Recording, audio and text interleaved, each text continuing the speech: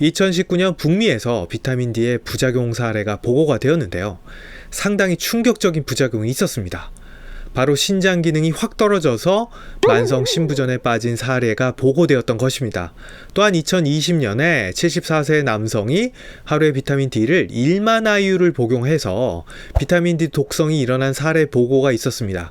같은 해에 다발성 경화증에 걸린 54세 여성이 하루에 13만 IU를 복용을 하다가 근력 약화와 메스꺼움 등의 부작용을 일으킨 사례도 보고가 되었습니다.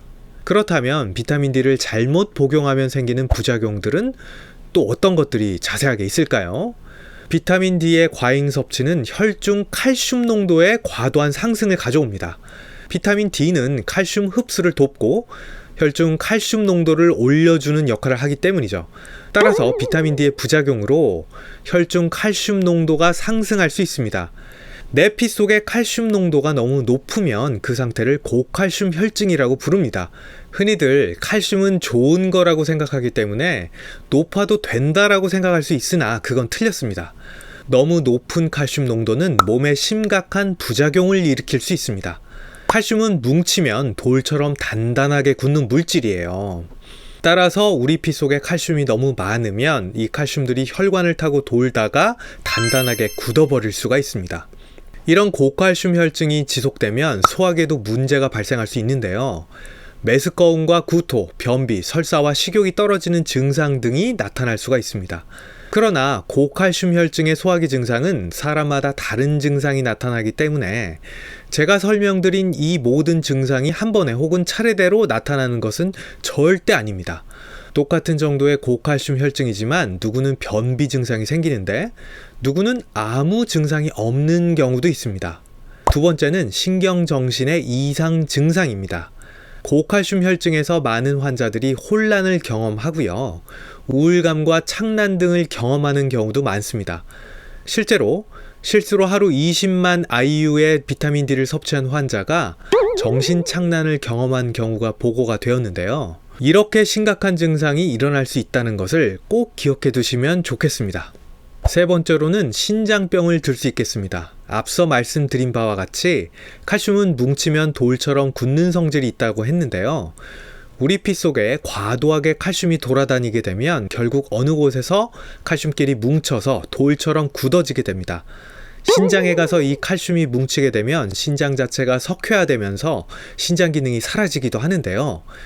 이 외에도 신장 결석을 잘 일으키게 되고 신장 혈관을 좁혀서 신장을 망가뜨리게 되는 것입니다. 특히 이런 부작용은 신장이 평소 안 좋은 사람에게서 더 심해질 수 있는데요.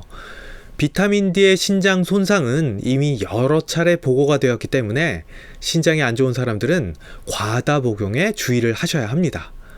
이런 부작용을 피하려면 어떻게 해야 할까요? 어떻게 하면 건강하게 비타민 D를 복용하면 좋을까요? 일단 비타민 D를 먹기 전에 내가 진짜 비타민 D가 부족한 상태인지 검사를 하라고 전문가들은 권고를 하고 있습니다. 혈청 비타민 D가 부족한 경우 혈액 검사를 해보면 그 수치는 20 나노그램 퍼 밀리리터 이하가 나오게 된다고 알려져 있습니다. 만약 비타민 D 결핍이 확인될 경우 하루 권장량 내에서 비타민 D 보충제를 먹어야 합니다. 일반적인 권고량은요, 하루 400 IU 정도고요. 1000 IU 이상까지를 통상적인 복용 상한선으로 보고 있습니다. 독성을 고려하여 하루 복용할 수 있는 최대 용량은 4000 IU 정도까지라고 하며 그 이상은 복용이 권고되고 있지 않습니다.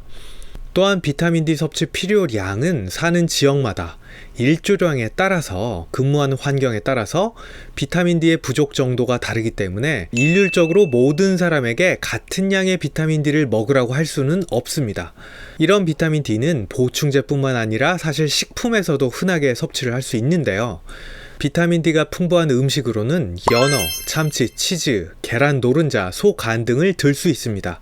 이 외에도 현재 여러 식품에서 식품 첨가물로 비타민 D를 넣고 있는데요. 이렇게 비타민 D가 광범위하게 식품에 첨가되게 된 이유는요, 물론 적당량에서는 부작용이 전혀 없고 현대인은 햇빛을 잘 쐬지 않기 때문에 쉽게 부족해지기 쉽다라는 이유여서였는데요. 그런데 실제로 비타민 D를 내가 먹으면 큰 도움이 될까요? 최근에 미국 정부가 지원한 연구에서 충격적인 결과가 나왔습니다. 2022년 미국 연방정부에서 지원한 비타민 D에 대한 최초의 대규모 임상시험이 시행되었는데요. 그 결과는 충격적이었습니다. 비타민 D가 효과적이라고 알려진 골절 질환 등에 대해서도 비타민 D의 효능을 알아봤는데요. 연구 결과 실제 혈액 검사에서 비타민 D 수치가 낮은 사람에서도 골절 예방 효과가 별로 없었다라는 결과가 나왔습니다. 그러니까 뼈가 튼튼해지라고 먹은 비타민 D가 현실 세계에서는 뼈 튼튼해지는 효과를 별로 못 보았다라고 해석할 수 있겠는데요. 이 연구에 대해 세계적인 의학 저널 뉴 잉글랜드 저널 오브 메디신의 편집자인 클리포드 로젠 박사는 심지어 의사들은 환자에게 질병을 예방하거나 수명을 연장하기 위해 비타민 D를 권고하는 것을 멈춰야 합니다 라고까지 이야기를 했습니다. 단 여기에도 예외를 두었는데요. 셀리악병이나 크론병을 앓고 있는 사람, 햇빛을 잘 못 보는 환경에 있는 사람, 비타민 D가 풍부한 음식이나 비타민 D를 첨가하지 않은 음식만을 먹는 사람의 경우에는 예외적으로 비타민 D 섭취가 도움이 될 수 있다라고 덧붙였는데요. 그러면 제 생각에 많은 현대인들한테 해당이 또 될 것 같은데 말이죠. 그러면서 비타민 D가 생명을 연장해 준다라거나 질병을 예방해 준다라며 판매하는 사람들에 대해 굉장히 비판을 했습니다. 현재 비타민 D의 결핍 기준인 혈액 1mg당 20나노그램이라는 기준 자체가 자의적이며 별로 근거가 없다라고도 말을 했는데요. 이 연구에서는 비타민 D의 골절 예방 효과만 본 것이 아니거든요. 심장병, 뇌졸중, 황반 변성, 무릎 통증, 편두통, 수명 등 여러 가지 증상과 질환에 대해서도 이 비타민 D가 예방 효과 혹은 수명 연장 효과가 있는지도 살펴봤습니다. 그러나 이 모든 항목에서 비타민 D는 어떠한 효과도 보여주지 못했다는 겁니다. 이런 어리둥절한 결과, 여러분들은 어떻게 생각하시나요? 그럼 비타민 D를 먹지 않는 게 좋을까요? 이 연구에 참여했던 브리검영 여성병원의 골다공증 전문가 메릴 르보프 박사의 의견은 이렇습니다. 일단 이 연구에서는 골다공증 있는 사람에 대해서 비타민 D가 얼마만큼 효과적인지는 다루지 못하고 있어요 라고 지적했습니다. 그러면서 저는 여전히 골다공증 환자에게 비타민 D를 계속 처방할 겁니다 라고 의견을 밝혔는데요. 이분만 이런 것이 아닙니다. 이 연구 결과에 대해서도 다른 전문가들도 비슷한 의견을 보였는데요. 정리해 보자면 일단 비타민 D가 과량 복용만 하지 않으면 몸에 큰 무리가 없는 점, 적은 비용으로 기대할 수 있는 이점이 많다는 점에서 굳이 이 연구 결과를 가지고 비타민 D는 효과가 없으니 복용을 중단해야 합니다 라고 판단할 수 없다는 점입니다. 그렇다면 우리는 비타민 D를 어떻게 복용해야 할까요? 먹어야 할까요? 말아야 할까요? 딱 정리해 드리겠습니다. 첫 번째, 비타민 D는 일반적인 생활을 하는 정상인에게는 부족하기 힘든 비타민입니다. 따라서 충분히 햇볕을 쬐는 경우, 또 소화기관에 문제가 없는 사람은 음식물을 통해서 먹으면 부족해지기가 쉽지가 않아요. 이런 분들은 비타민 D 안 드셔도 됩니다. 두 번째, 비타민 D의 과용량 복용은 매우 위험할 수 있으니 삼가하세요. 통상 권고되는 400IU 정도면 충분할 것으로 생각이 됩니다. 많이 먹어도 상한선인 2000IU를 넘기지 않는 것이 좋습니다.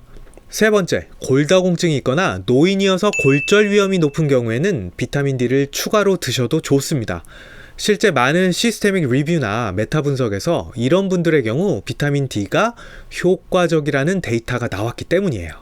네 번째, 크론병, 셀리악병, 햇빛을 잘 못 쬐는 환경에 계신 분들도 비타민 D를 섭취하시는 게 도움이 될 수 있습니다. 정리를 하자면 일상생활을 하는 정상인에게서 비타민 D 결핍은 매우 보기 드뭅니다.